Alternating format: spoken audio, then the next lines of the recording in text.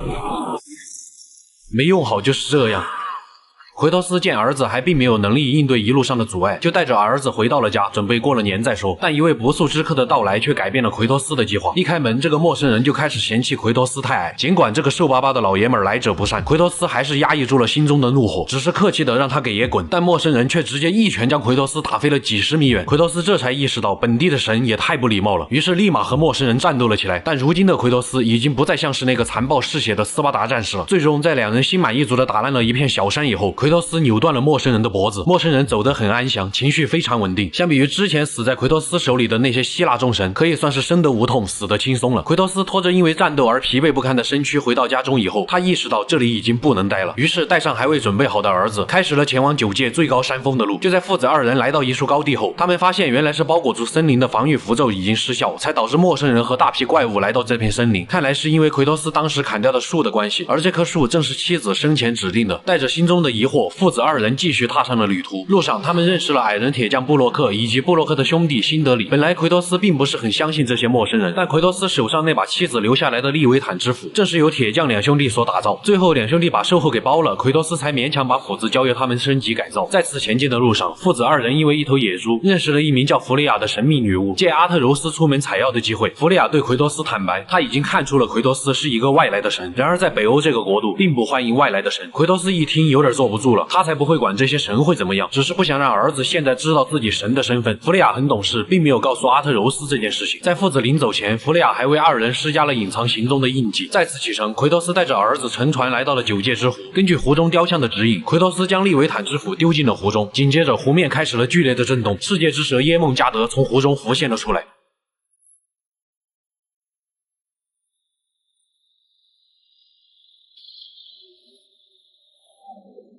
巨蛇对他们并没有敌意，而随着世界之蛇离开湖中，湖面的水位也随之下降，许多雕像和宫殿浮现了出来。父子2人则继续朝着山巅前进，可就在半山腰，前往山巅的必经之路被一团黑雾所笼罩。奎托斯看着眼前的黑雾，陷入了沉思。要是太阳神的头还在就好了。恰好这时女巫出现，并告诉奎托斯，想要驱散黑雾，就得前往亚尔夫海姆，也就是精灵的国度，寻找精灵之光。随后女巫利用世界树将父子2人传送到了亚尔夫海姆，但就在他们刚刚抵达的时候，弗利亚就被一股神秘的力量拖走。奎托斯带着儿子一路与精灵战斗，终于来到了精灵国度的光柱面前。嘱托好阿特柔斯在外面把风，奎托斯则独自进入到了光柱之中，并成功拿到精灵之光后返回。出来一看，儿子的战果不得了，要是他再晚点出来，精灵国度估计就没精灵了。得，奎托斯战神的位子都得让他来做。之后父子回到山腰处，用精灵之光驱散了黑雾，并乘坐升降梯前往山顶。途中他们击退了一只雷属性的巨龙。就在从升降梯出来以后，恰巧又看见雷龙正在攻击辛德里。奎托斯和儿子最后合力将其杀死。可能在战神2里，奎托斯吃过一次这样的亏，所以在雷龙倒下的时候，奎托斯选择了转身。随后辛德里为了报答父子2人，便将一把由胡寄生制作而成的剑送给了阿特柔斯。父子俩再次启程，即将到达山巅的时候，奎托斯见儿子的剑筒带快要断掉了，于是一边用胡寄生的剑头加固了剑带，一边教导儿子可以忍受身体上的痛苦，但不能忍受武器的损坏。而奎托斯这一举动则为后续的剧情埋下了伏笔。就在父子来到山顶，竟然发现之前那个来找过奎托斯的陌生人和另外几个人正在谈论奎托斯父子的下落。最终没有得到答案的几人离开了山顶。顶。当父子爬上山顶的时候，竟然发现了一个和大树融为一体的人，而这个人正是北欧的智慧之神密米尔。在交谈中得知，原来密米尔是因为得罪了北欧的众神之王奥丁，不但就被偷走了一只眼睛，还被永远的囚禁在这棵树上。而那个陌生人正是光明之神巴德尔，拥有着不死之身。另外2个人则是雷神索尔的儿子。当父子2人说出来意的时候，密米尔却告诉他们爬错山了，9界最高的山峰不在这里，而是在巨人的国度约顿海姆。随即密米尔表示可以指引他们前往巨人国度，但必须得带上他的头。奎托斯也不在乎身上多个人头，于是干脆就直接砍下了密米尔的头，并将之带到了女巫弗雷亚的林中小屋。但就在女巫见到阿特柔斯背上的胡寄生箭头后，显得异常激动，并且立马就将其烧毁，还告诉阿特柔斯这是一种邪恶的产物。之后弗雷亚将密米尔的头复活，醒来以后的密米尔当即就说出了弗雷亚的真实身份，原来她竟然是北欧的爱与性之神，还是奥丁的前妻。在得知弗雷亚竟然是神以后，奎托斯立马带上儿子离开。要知道奎托斯在以前那是被众神伤透了心。之后在密米尔的指引下，父子来到了9界之湖的宫殿，让密米尔与世界之蛇沟通。随着巨蛇再次浮出水面，导致水位下降，并将他们推行到了正确的方向。而想要前往巨人国度，就需要寻找巨人的凿子，并用凿子将一种特殊的符文刻在一处特殊的入口，才能前往巨人国度。随后父子2人一路解决各种谜题，击杀各种怪物，最终成功的拿到了凿子。接下来便是要寻找那个特殊的符文了。但就在离开的时候，奎托斯遇到了之前与巴德尔谈话的那2个雷神的儿子，他们分别叫曼尼和摩迪。见到奎托斯，2人立马动手。就在一番战斗过后，奎托斯见儿子快要失控，也不留情面了，直接一板斧砍死了曼尼。见到奎托斯竟然敢弑神，摩迪慌了，随即吓得落荒而逃。之后父子2人来到了北欧战神提尔的密室，寻找通往巨人国度的符文。但就在密室中，摩迪再次出现，用雷电控制住了奎托斯，并不断用言语羞辱阿特柔斯。终于阿特柔斯忍不住了，体内的斯巴达之怒猛然爆发，然后就咯喽一声晕了过去。看到这一幕，奎托斯也爆发了，直接顶着雷电再次将摩迪打跑。但随后阿特柔斯一直昏迷不醒，无奈之下，奎托斯只好舔着脸回去寻求弗雷亚的帮助。此时的奎托斯就像一个无助的老父亲，对儿子的情况担忧不已。弗雷亚则告诉奎托斯，想要救儿子，就必须前往北欧的冥界，取得看守者的心脏。但那个地方任何火焰都无法燃烧，利维坦之斧也不能对那里的怪物造成任何伤害。奎托斯看向了手臂上曾经缠绕过混沌之刃的伤疤，这一刻他为了儿子，他决定回家，再一次拿起那把曾经弑神无数的双刃，哪怕要再次背负上曾经的伤痛，哪怕这个冥界他不熟。回家的路上，天空逐渐阴沉，随之电闪雷鸣，犹如曾经死在那把双刃下的无数亡魂的悲鸣，甚至连雅典娜的幻象都出现在了自己的面前。这些都无所谓了，既然在北欧的冥界火烧不起来，那么奎托斯也不介意用这把在希腊冥界最邪恶的地方打造出的混沌之刃，砍翻这个号称王者的国度。拿到混沌之刃后，奎托斯一路从家门口砍到了冥界，来到了看守者的面前。这把曾经砍翻过整个希腊的双刃，在北欧的冥界同样杀意尽显。最终奎托斯干掉了看守者，并取得了心脏。阿特柔斯也成功的苏醒了过来。经过了这些事情，奎托斯也不再隐瞒，将自己是神的身份告诉了阿特柔斯。但就在阿特柔斯知道自己是神以后，内心却开始急速的膨胀，随之傲慢了起来。弱小和无知不是生存的障碍，傲慢才是。奎托斯深知这个道理，于是便一直劝导儿子，但也不知道阿特柔斯听进去没。而在提尔的神殿里，奎托斯竟然在一个罐子上发现了自己的画像，但见儿子过来，赶紧就给扔了。看来提尔似乎知道自己以前干过什么。之后他们再次遇见了那个逃走的摩迪，此时的摩迪因为回去向自己的父亲雷神求助，却被雷神视为懦夫，并将之打成了重伤。但摩迪这时还在出言不逊，又加上阿特柔斯在知道自己是神以后态度傲慢了起来，于是阿特柔斯不顾奎托斯的命令，直接杀掉了摩迪，甚至还补了一脚。但奎托斯又不善言辞，只能暂时作罢。最后父子终于来到了通往巨人国度的传送门，但巴德尔却突然出现偷袭奎托斯。而就在打斗的过程中，奎托斯却不小心将传送门毁掉，想要上前的阿特柔斯被奎托斯拦下，但儿子此时已经完全无法控制自己的行为，直接先一箭射向了奎托斯，然后又对着巴德尔冲了过去，但结果却是被巴德尔随手拿捏并强行带走。奎托斯也紧跟着追了上去，直接就在巴德尔的坐骑上打得难解难分，误打误撞下竟然再次掉入了冥界。而冥界当中独有的幻境让奎托斯知道了巴德尔竟然是弗利亚的儿子，阿特柔斯则是在幻境下意识到了自己的错误，就连奎托斯都看见了宙斯的幻象。之后父子2人意外的来到了奥丁的密室，通过密米尔的眼睛，在一束壁画上发现了另一种通往巨人国度的方法。随后父子在铁匠兄弟的帮助下锻造出了通往战神提尔密室的钥匙。而在提尔的密室内，奎托斯硬生生将神殿翻转，成功的找到了通往巨人国度的传送门，并且拿到了战神提尔用于在国度之间穿梭的团结石。而这枚团结石不仅可以穿越北欧的9界，就连中国、埃及、日本、希腊等神界都能到达。紧接着他们跳进虚空，将传送塔对接到提尔神殿的传送装置，但还差一样东西才能前往巨人国度，那就是密米尔被偷走的那只眼睛。而那只眼睛现在就在世界之蛇的腹中。他们再次来到世界之蛇面前，简单的交流过后，世界之蛇非常不情愿的张开了嘴。随后父子进入到了巨蛇的腹中，成功的拿到了密米尔的眼睛。然而就在这个时候，阴魂不散的巴德尔竟然开始对着世界之蛇发发动了攻击。随后世界之蛇将奎托斯父子吐了出来，但没想到的是，弗雷亚也来到了这里。一路走来，巴德尔可以说是对奎托斯产生了相当大的仇恨。无奈之下，奎托斯再次和巴德尔战斗了起来，但一旁的弗雷亚却护犊子，将奎托斯禁锢了起来。见到父亲有危险，阿特柔斯义无反顾地挡在了奎托斯的面前。巴德尔可不会留情，直接一拳打在了阿特柔斯的身上，但恰好打在了之前绑在阿特柔斯身上的胡寄生箭头。原来胡寄生正是破解巴德尔不死之身的关键。正好巴德尔天天哭着喊着说，因为不死之身而感觉不到疼痛。那么接下来父子俩的混合双打，就让巴德尔好好的感受了一下什么叫痛。一顿毒打之下，巴德尔被打败了，但弗雷亚却阻止了奎托斯下杀手。可巴德尔因为母亲为了让自己活着，剥夺了自己所有的感官，让他感觉不到自己活着的意义。于是巴德尔想要掐死弗雷亚，而弗雷亚也出于对儿子的愧疚，没有任何反抗。但奎托斯可还欠着弗雷亚的人情，于是奎托斯直接走上前去，干净利落的扭断了巴德尔的脖子。巴德尔走了，走得很安详，死者家属情绪非常的稳定，只是当场诅咒起了奎托斯，并说奎托斯是一个只懂得残忍和愤怒的怪物，还要与他势不两立。听到这些话，奎托斯并没有生气，他只觉得弗雷亚并不了解自己，于是转过身对阿特柔斯说道：“我的过去不会是你的未来。”因为弗雷亚被奥丁下了不能战斗的诅咒，于是只能抱着已经断气的儿子离开了这里。之后，奎托斯终于带着阿特柔斯打开了巨人国度的传送门，来到了9界的最高峰。即将登顶的时候，奎托斯默默地取下了缠在自己手上的绷带，绷带下那被混沌之刃灼烧的烙印还清晰可见。这一刻，他已经可以直面曾经的过往。而通往山巅的路上，父子二人通过巨人族独有的预言能力所雕刻出来的壁画得知，早在很久以前，巨人族竟然就已经成功的预言出了他们这一路上的经历。而奎托斯的妻子菲也正是巨人族。在经历了这一路的重重阻碍以后，奎托斯终于完成了妻子的遗愿，与儿子一起将他的骨灰扬在了9界的最高峰。就在他们回家的路上，阿特柔斯告诉奎托斯自己在预言上的名字叫洛基，奎托斯则不以为然，因为当时妻子本就打算为他取名叫洛基，只是奎托斯坚持要用他曾经在斯巴达军中一个副官的名字为儿子取名为阿特柔斯。但巧合的是，洛基正是北欧的诡计之神。距离奎托斯杀死巴德尔已经过去了几年，因他死亡导致的芬布尔之冬逐渐开始在北欧蔓延，这也再次印证了诸神黄昏的预言。不甘失去儿子的弗雷亚，经常会伺机偷袭外出打猎的奎托斯父子。好在阿特柔斯在家中设下了保护印记，只要他们回到家中，就能摆脱弗雷亚的骚扰。而经过了巨人国度的旅程，阿特柔斯也成长了许多。可他们收养的一只叫芬里尔的狼，却没能扛过漫长的冬季。这件事情让阿特柔斯伤心不已，但奎托斯必须要让儿子完成每日的训练，好为接下来可能的危险做好准备。可芬里尔的死显然刺激到了阿特柔斯，他不想就这样永远的躲藏下去，而是想去寻找自己在预言中那个叫洛基的真正身份。但在预言中，正是洛基引发了诸神黄昏。如果阿特柔斯真的是洛基，那么也就意味着他们势必要与奥丁为首的阿萨神族开战。奎托斯自然不会让儿子冒如此大的风险。说罢，阿特柔斯准备独自去埋葬芬里尔，奎托斯则回到屋中休息。自从上次旅途结束以后，密米尔因为占用的空间不多，奎托斯索性也就把他留了下来。就在奎托斯睡觉的时候，妻子菲出现在了他的梦中，他梦见了与妻子打猎时的一幕。在梦境结束的前一刻，菲告诉奎托斯没时间了，要做的事还有很多。莫名其妙的话让奎托斯从梦中惊醒，回过神来的奎托斯发现儿子竟然迟迟未归，于是他当即出门寻找儿子。就在奎托斯来到不远处的小森林以后，一只巨熊突然袭击了奎托斯，奎托斯立马开启斯巴达之怒，刹那间他体内散发的气势瞬间盖过了巨熊。就在他将巨熊杀死以后，巨熊却缓缓地变成了阿特柔斯。好在儿子逐渐苏醒了过来，奎托斯这一刻也明白阿特柔斯觉醒了用情绪来改变形体的特殊能力。见儿子还是无法很好的控制情绪，奎托斯更加坚定了留在家中训练阿特柔斯的决心。但今晚注定是一个不眠夜。就在奎托斯回到家中刚闭上眼，突然之间电闪雷鸣，雷声大作。奎托斯拿上武器来到屋外，雷神索尔出现在了庭院中，但他并没有立马动手的意思，而是掏出了蜜酒，想要和奎托斯聊聊。本着多张嘴多双筷子的原则，奎托斯非常不情愿地接受了这个提议。就这样，希腊和北欧最强的两大战力坐在了同一张桌上，其散发出来的气势让战神都只能恭敬地递上酒杯。敲门声再次响起，北欧的众神之王奥丁也来到了奎托斯的寒舍。来到餐桌前，奥丁直接表明了自己的来意，雷神2个儿子以及巴德尔的死他都可以不再追究，但前提是父子二人不能再继续追查战神提尔的下落。原来阿特柔斯一直在背着奎托斯偷偷寻找战神提尔，看似是个很好的提议，但奎托斯却不会容忍这个界域的神明跑到自己家来指手画脚。如果奥丁不想他们去找提尔，那他就一定要去找。奥丁见已经没得谈，转身对索尔交代了一句便离开。索尔见状也觉得是时候向奎托斯讨要2个儿子的血债了。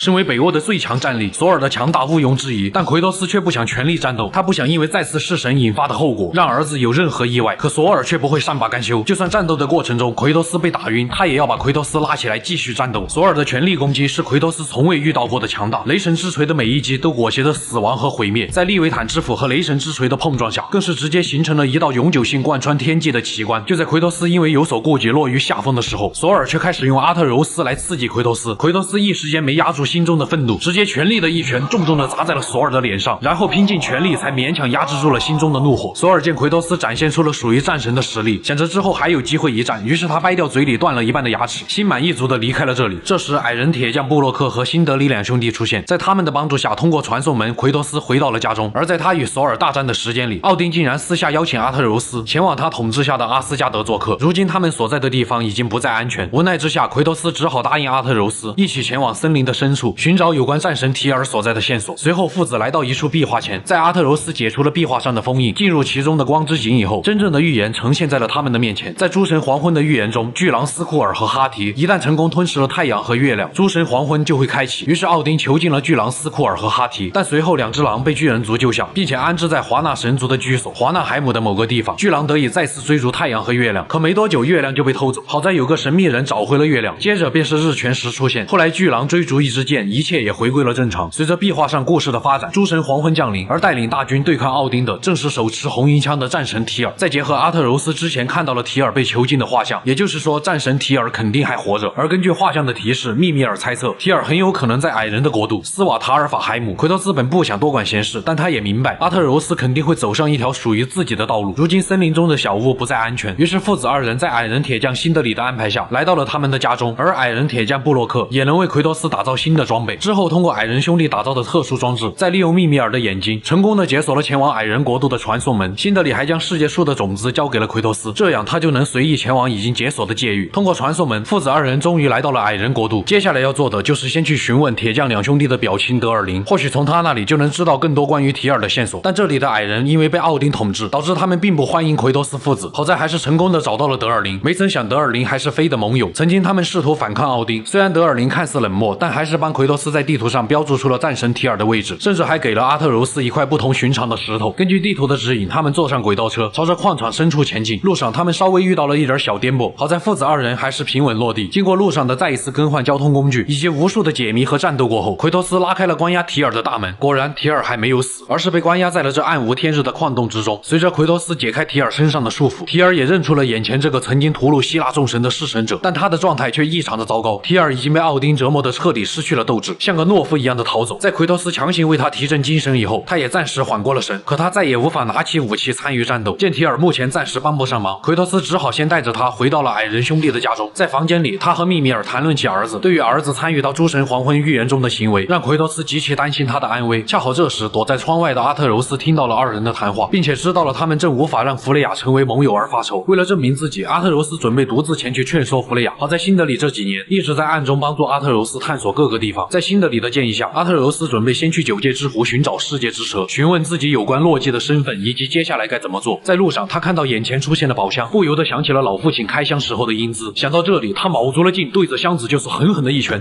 然后箱子没裂开，他的手裂开了。之后，阿特柔斯开始呼唤世界之蛇，随着地面的剧烈震动，世界之蛇再次出现在了冰封的九界之湖上。但经过与巨蛇的沟通，阿特柔斯只听懂了他说的铁森林三个字。一头雾水的阿特柔斯只好独自前去寻找弗雷亚。在整理好思绪以后，他来到了弗雷亚的面前，但情绪激动的弗雷亚看到了阿特柔斯身上曾经破解巴德尔不死之身的胡寄生箭头，可因为之前的相处，让弗雷亚始终无法对阿特柔斯下手。见有商量的机会，于是阿特柔斯一股脑将奥丁来找他们以及提尔还活着的消息全都说了出来。原来奥丁已经设法避开了诸神黄昏的预言。知识守护者格罗亚曾预言，在诸神黄昏中会有一支巨人族的军队围攻奥丁所在的阿斯加德，但之前父子前往巨人国度的时候，却发现那里连一个巨人也没有，唯独只剩下了阿特柔斯一个巨人。而奎托斯的妻子菲也正是巨人国度最后的守护者。如果连弗雷亚也不愿意反抗奥丁的统治，那么他们所有人都会被奥丁掌控。但弗雷亚始终对儿子的死耿耿于怀，他不由阿特柔斯继续说下去，干脆直接送客。有些失落的阿特柔斯与辛德里会合后回到家中，所有人坐在一起，一边吃饭一边商量着接下来的计划。于是他们准备前往精灵国度亚尔夫海姆，在那里的格罗亚神殿之中，或许有着更多关于诸神黄昏的线索。随后布洛克说自己跟房东换取了前往精灵国度的世界树的种子。来到传送门，那个神秘的房东也爬到了奎托斯的身上，而他正是负责照料世界之树的松鼠拉塔托斯克。在他帮忙用嘴把种子上的树枝清理干净以后，奎托斯父子和提尔再次踏上了前往精灵国度的路。在历经了一段漫长的旅程后，奎托斯又再一次见到了世界之柱。之前在光柱中飞的幻想还历历在目，他不由得向着光柱伸出了手，但儿子却在此时拦住了奎托斯。奎托斯也只能恋恋不舍地继续前进。终于，他们来到了格罗亚神殿，阿特柔斯再次解除壁画上的封印，并进入到了光之井中。然而，接下来的景象让在场的人震惊不已。原来，格罗亚将自己预言到的诸神黄昏告知奥丁以后，他便被这位众神之王残忍杀死。而接下来的场景便是之前世界之蛇提到的铁森林，同时这也是巨人神话中的庇护所。临死前，格罗亚要求奥丁将他的骨灰送回巨人国度，并让他的灵魂在世界之光里面得以安息。但奥丁自然不会这样做。然而，一个人的出现捍卫了格罗亚的遗愿，随之而来的便是诸神黄昏的另一种结局。原来格罗亚欺骗了奥丁，诸神黄昏不会令万物归于寂灭，只会将奥丁连同阿斯加德一起毁灭，而其他的界域则会安然无恙。但密米尔却觉得预言都很狡猾，不能轻易的相信。在得知这一切后，奎托斯父子带着不敢参与战斗的提尔，一路杀回了传送门的入口，并回到了辛德里的家中。在众人吃饭的时候，阿特柔斯再次提起了母亲指引他们踏上这段旅程背后的意义，但此言一出，显然刺激到了奎托斯的内心。父子俩只能在这段谈话中不欢而散。回到卧室，担忧不已的辛德里安慰了他以后，阿特柔斯便想着铁森林的事情逐渐睡去。而在梦中，他进入到了另一个世界，这里有着他的过去，甚至还有他亲手杀死魔迪的那一幕。再次回过神，阿特柔斯竟然来到了他一直在寻找的铁森林。森林里有一个名叫安格尔伯达的女孩，她和阿特柔斯一样是巨人族。女孩竟然直接称呼阿特柔斯为洛基，并表示自己一辈子都在等他。经过了一段时间的相处，安格尔伯达带着阿特柔斯来到了他所在的树屋中。而在这里，阿特柔斯再一次见到了之前父子二人那段旅程的预言，但预言的最后一段却刻画着阿特柔斯会为奥丁效力，父亲奎托斯最终也会死去。见到这一幕的阿特柔斯当场失去了控制，好在安格尔伯达及时控制住了他的情绪，但未来的路始终不能因为预言而放弃。于是阿特柔斯决定暂时为安格尔伯达做些事情，以便了解更多有关巨人的信息。而在接下来的相处中，两人逐渐成为了好友。在安格尔伯达的指点下，阿特柔斯很好的学会了吸取体内的斯巴达之怒，并用自己的情绪来变成相应的动物。随着他们来到逝者之谷，安格尔伯达告诉阿特柔斯关于巨人消亡的真相。原来他们受够了活在奥丁的统治之下，所以选择了逃避。于是巨人们将自己的灵魂封印在了这一颗颗的圆珠里，并且留下一堆尸骨来迷惑奥丁。而他也顺应自己在预言中的行为，亲手将手里的圆珠交给了阿特柔斯保管。阿特柔斯本想让安格尔伯达和自己一起对抗奥丁，但他却在预言里见到了自己会在中途消失。巨人是非常遵守预言规则的，于是阿特柔斯只好打消了这个念头。在他们最后一段的旅途中，阿特柔斯帮助安格尔伯达从他已经迷失心智的祖母手中救下了被夺走灵魂的动物。做完这一切，阿特柔斯也是时候回家了。在回到树屋中以后，安格尔伯达将属于飞的圆珠交给了阿特柔斯，但圆珠里并没有飞的灵魂，这也意味着母亲已经彻底的逝去。想着预言中父亲奎托斯的死亡，两人一起进入了梦乡。随后他便回到了自己的家中。就在阿特柔斯启动传送门的那一刻，奎托斯的胸膛出现在了他的面前。原来他已经失踪2天了，因为答应了安格尔伯达保守铁森林的秘密，导致得不到答案的老父亲异常的愤怒。因为这件事情，二人产生了争执，像不像你小时候出去通宵上网回家以后的名场面？但这时突然出现的女武神打断了父子二人的对话。就在战斗的过程中，奎托斯发现这位女武神竟然是弗雷亚。阿特柔斯见父亲有生命危险，再结合之前的预言，让他瞬间化身为一只暴怒的巨熊。但奎托斯极力的阻止并安抚了儿子的情绪。发泄完怒火的弗雷亚也表示愿意单独和奎托斯谈谈。随后辛德里将阿特柔斯接走，弗雷亚便说出了自己的想法，他想让奎托斯帮助自己解除掉将他束缚在凡人国度的魔法。于是在布洛克的帮助下，他们来到了弗雷亚的故乡华纳海姆，去寻找打破束缚的源头。之后的路上，可能是出于对弗雷亚的愧疚，奎托斯将亲眼看见弟弟德莫斯惨死，以及离开他深爱女儿卡利厄佩的经过，都告诉了弗雷亚。或许只有这样，才能让他重新思考复仇的必要性。在经过了艰难的战斗过后，弗雷亚成功的破除了奥丁对他的诅咒，并准备与奎托斯一起对抗奥丁。二人回到辛德里的家中以后，奎托斯立马质问起阿特柔斯，他失踪的2天是不是去见了奥丁？闻讯赶来的众人一听，立马开始对其口头教育，这让本就到了叛逆期的阿特柔斯瞬间失控。接着他便冲破了大门，在老父亲无奈和失望的目光下离家出走。既然都做到这个份上了，阿特柔斯索性找到了奥丁的渡鸦，让渡鸦将自己传送到了阿斯加德。在这里，他结识了生活在哈林多尔之墙外的村民斯凯尔德，并在村民惊讶的目光中徒手爬上了万丈高的城墙。即将登顶的时候，一个陌生人将阿特柔斯拉了上去。这个人正是阿斯加德守护者海姆达尔，他对奥丁极其忠诚，而且具备能够读心的能力。海姆达尔极其仇视阿特柔斯的巨人身份，甚至百般刁难和羞辱阿特柔斯。好在索尔和奥丁及时赶到，化解了阿特柔斯的危机。奥丁对阿特柔斯极其的尊重，给他安排了住处，甚至还将一柄叫英格丽的魔法剑送给了阿特柔斯。但得到了别人的好处，总归是要付出点什么。于是奥丁将一块面具碎片交给了阿特柔斯，他希望阿特柔斯能够去寻找其余的面具碎片，这样他就能通过面具找到空间裂缝里所蕴藏的无穷真理和知识，甚至能够彻底阻止诸神黄昏。随后，奥丁便叫来了索尔与阿特柔斯同行。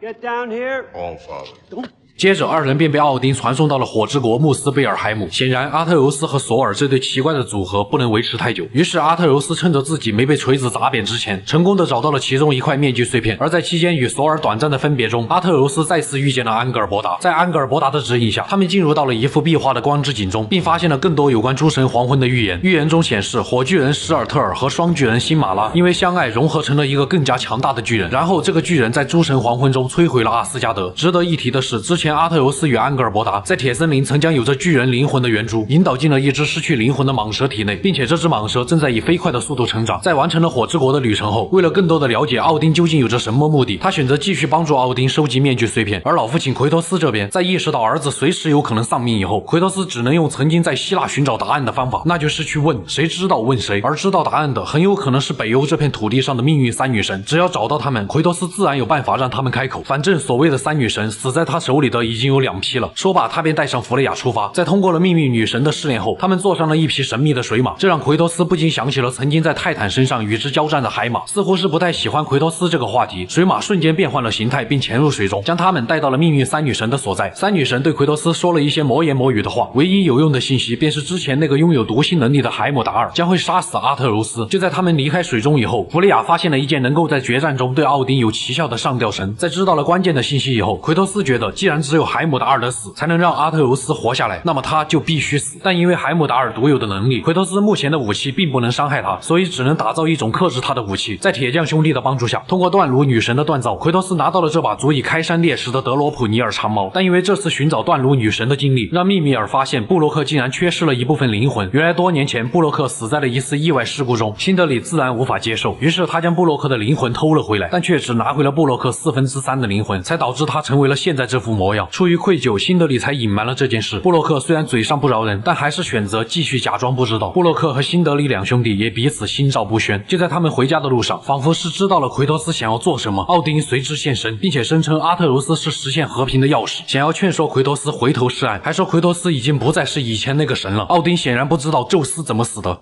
Return, my son, or you may meet the god I once was. 见无法动摇奎托斯的决心，奥丁只能离开了这里。随后，奎托斯回到家中，扔下手中的武器，脱下身上的铠甲。奎托斯身上那道被奥林匹斯之剑贯穿的伤口还清晰可见。他准备好好的休息一晚，以便迎接即将到来的战斗。回到阿特柔斯这边，他再次开始为奥丁寻找面具碎片，而接下来要去的地方便是王者国度赫尔海姆。这一次与阿特柔斯同行的，则是雷神的女儿斯路德以及那个嘴尖的海姆达尔。就在他们到达王者国度以后，海姆达尔先一步离开。在之后的一段冒险中，阿特柔斯借这个与斯路德独处的机会，与他成为了要好的朋友。但随后阿特柔斯因为判断失误，想要进入面具碎片所在的地方，释放了地狱犬加姆。最后面具碎片也没找到，但释放加姆导致的后果便是他将会撕裂9阶的空间。正好海姆达尔一直看不惯阿特柔斯，于是他趁这个机会百般羞辱，就连想要来劝阻的斯路德也被他打倒在地。回到阿斯加德以后，奥丁并没有要多加怪罪的意思，但阿特柔斯此时却想回家了。他将面具和英格丽交给奥丁以后，便回到了辛德里家中。但此时因为加姆撕裂出的空间裂缝，导致大批的幽冥行者出现在9阶各处。就在他遇到危险的时候，奎托斯及时出手救下了儿子。在解决掉大批的敌人以后，父子二人终于再次相见。阿特柔斯紧紧地抱住了父亲，奎托斯心里的怒火也在这一刻彻底消散。但现在还不是团聚的时候，阿特柔斯必须承担犯错的后果。身为父亲的奎托斯会跟他一起去弥补。于是父子二人启程，再一次来到了这北欧的冥界。他们一路追赶加姆，奎托斯直接和这头地狱犬战斗了起来。他用混沌之刃的锁链与加姆开始了极限拉扯。阿特柔斯顺着铁链爬到其头顶，将随身携带的小刀狠狠地插进了加姆的头顶。而这把小刀里面有着芬里尔的灵魂，灵魂进入其中以后，芬里尔取代了加姆，他再次成为了那条与阿特柔斯亲近不已的狼。奎托斯也意识到了自己斯巴达式教育的缺陷，于是他与儿子约定好，在未来的日子他们会彼此换位思考。奎托斯也真诚地对儿子做出了道歉，父子俩的隔阂也因此彻底解开。回到家中以后，阿特柔斯向众人说出了奥丁正在寻找面具碎片的事情，一旦成功，奥丁将会与无穷的知识融为一体，变得无比强大。在知晓这件事情以后，弗雷亚当即前往华纳海海姆组织人手，奎托斯父子也在随后赶到。在这里，他们遇见了一位老友，正是之前那只被阿特柔斯射伤的野猪希尔，他一直都是弗雷亚最信任的人之一。随后，奎托斯将被偷走的月亮夺回，准备让巨狼重回天空。正如父子二人在预言上所看到的，他们就是那个让斯库尔和哈提重新追逐日月的神秘人。不过，阿特柔斯此时却犹豫了，如果这样做的话，那么他们也就顺应了预言。但奎托斯却对儿子认真的说道：“命运只会在你认命的时候束缚你。”明白了父亲的意思，阿特柔斯一箭射向了天空，接着巨狼斯库尔冲向天际，黑夜瞬间划破白昼。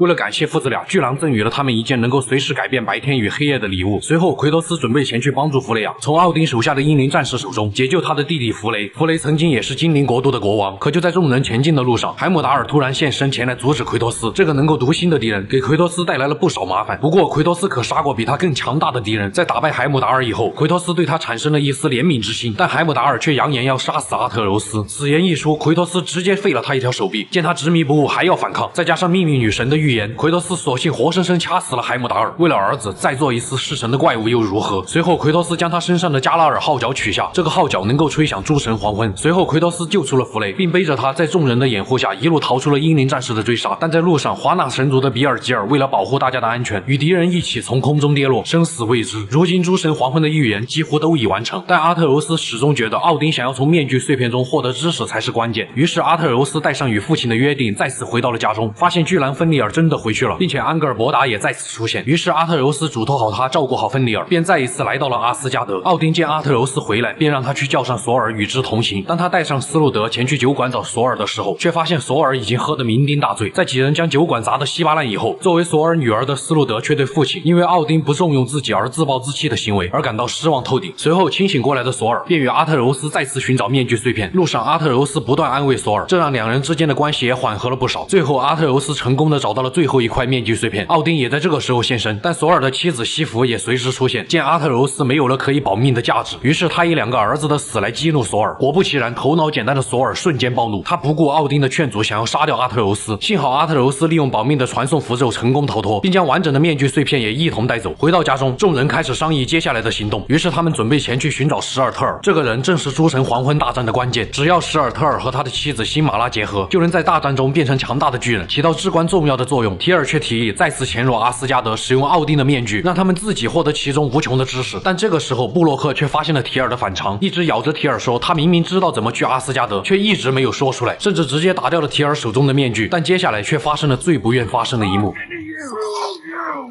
never shut up!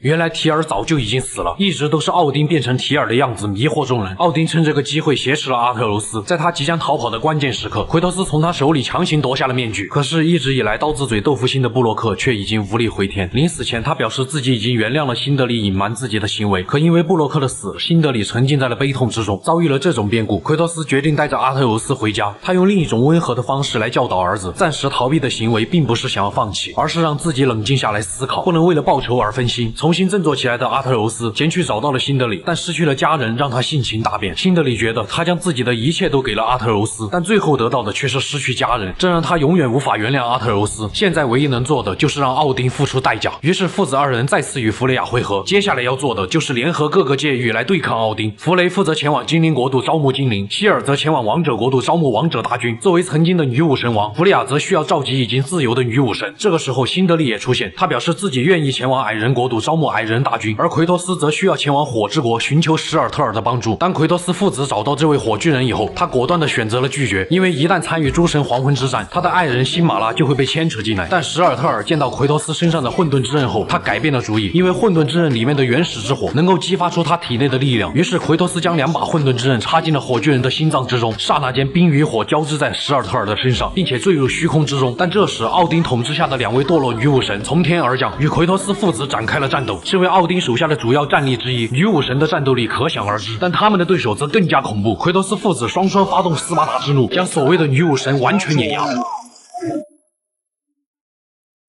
当父子二人做完这一切，弗雷亚也在9界之火的中心等候多时。他们已经凑齐了9界所有能够参与战斗的大军，现在就只差一个能够领导大军的将领，而奎托斯正是那个最能担此重任的人。但对于奎托斯来说，这无疑又再一次揭开了他曾经的伤疤。不过这一次不一样了，他为了儿子，为了妻子的遗愿，为了被奥丁统治下的9界众生，就算是再次成为那个统领斯巴达的将领，又会如何？于是奎托斯答应了弗雷亚的请求，他再次以战神的身份率领众人来到了提尔神殿，并吹响了加拉尔号角。诸神黄昏之战彻底拉开了帷幕，9界的大门在号角声中陆续开启。奎托斯率领众人攻入阿斯加德，这一刻响应号召的界域大军发起了总攻。漫天有如蝗虫般的光精灵与暗精灵从天空跨越哈林多尔之墙，率先发动进攻。雷神索尔带着痞靡天下的气势前来阻挡，随后便与世界之蛇展开了战斗。就连巨狼芬里尔也撕破空间加入了战斗，攻势犹如巨浪一般。史尔特尔化为的巨人遁入虚空来到了阿斯加德，但随后赶来的辛德里却没有召集矮人大军，而是带着矮人的意志，将负责防御的战争机器化为乌有。巨人得以再次向着哈林多尔之墙前进，但奥丁却以城外的凡人作为守护城墙的第一道屏障。于是阿特柔斯前去营救，但途中却遇到了雷神的女儿斯路德。这时斯路德的母亲西弗前来相劝，因为在奥丁的眼里只有追求力量的野心，没有亲情。于是斯路德也趁此机会倒戈，与阿特柔斯一起向着城内杀去。但此时世界之蛇与雷神的战斗也在最后一击中随着世界之蛇的凭空消失而告终。于是雷神立马将矛头对准了奎托斯，至此北欧与希腊最强的战力开始了决斗。雷神的每一击都裹挟着死亡与毁灭，但奎托斯体内的弑神之力同样杀意尽显，就算是肉身硬抗雷电又如何？紧接着雷神之锤和利维坦之斧再次碰撞，就算是这位北欧的最强战力也无法承受奎托斯那弑神无数的力量。很快索尔便在对拼之中败下阵来，但这一次奎托斯很好的将怒火收敛，他耐心的劝导索尔，让索尔好好的为自己女儿着想。就在索尔犹豫不决的时候，奥丁随之现身，他要求已经被打败的索尔再次与奎托斯战斗。见奥丁这种完全不顾亲人的行为，他直接扔掉了手里的雷神之锤。但对于奥丁来说，索尔的行为已经失去了存在的意义，于是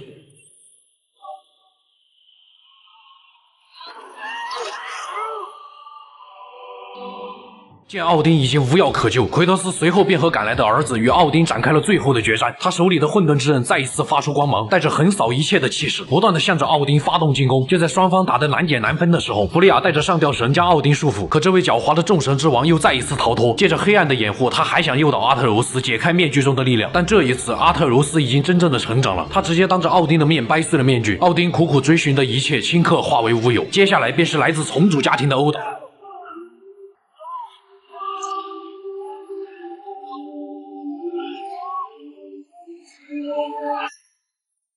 奥丁在一连串的攻击下终于败北，于是阿特柔斯上前将奥丁的灵魂封印在了曾经巨人所逃避的圆珠当中，而这一幕也印证了奎托斯死亡的预言。但倒在阿特柔斯怀里的则是奥丁，他们改变了预言。而在这一刻，弗利亚觉得就算是亲手杀死奥丁，也无法将自己生命变得完整，于是他将决定权交还给了阿特柔斯。就在这个时候，辛德里突然出现，直接一锤将奥丁的灵魂砸了个稀巴烂，他也终于为布洛克报了仇。但巨人的攻击可不会停止，幸好安格尔伯达带着芬尼尔撕裂空间前来救援。趁这个机会，众人赶紧离开阿斯加德。可就在最后一刻，弗雷用自己的生命拯救了奎托斯一行人。当阿特柔斯再次醒来的时候，诸神黄昏已经结束，奥丁的政权也彻底瓦解。这一路结伴而行的好友也各自对阿特柔斯表达了谢意和肯定。故事的最后，安格尔伯达带着奎托斯父子来到一处壁画前。原来当初在9界最高山峰留下的壁画，只是预言了奎托斯一个人而已，而非为了让父子二人走出属于自己的道路。他不惜与自己的族人为敌，将属于阿特柔斯的壁画毁掉，可见飞对父子的感情之深。于是阿特柔斯对奎托斯说道，他准备继续去完成寻找其他巨人的使命。作为父亲的奎托斯明白，儿子已经长大了，他只希望阿特柔斯能够记住他们之间的承诺。在父子二人相拥之后，奎托斯与阿特柔斯正式分别。但就在奎托斯来到壁画背面的时候，他发现了壁画上最后的预言。壁画上正是奎托斯在希腊因为完成了对众神的复仇，遭到了世人的唾弃，从而来到了北欧。但预言的最后却是因为他在期间做出的改变，成为了被万人所敬仰的新晋北欧战神。奎托斯那时刻缠绕自己的悲痛过往，在这一刻彻底释怀。是的，奎托斯哭了，他此时的内心已经无法用言语所描述，但却将屏幕前的我深深触动。在稳定了情绪以后，奎托斯来到了弗雷亚的面前，他将与弗雷亚一起重建诸神黄昏后的北欧。而在这之后，奎托斯将会踏上一条他从未想象过的道路。我是修片狂魔，咱们下期再见。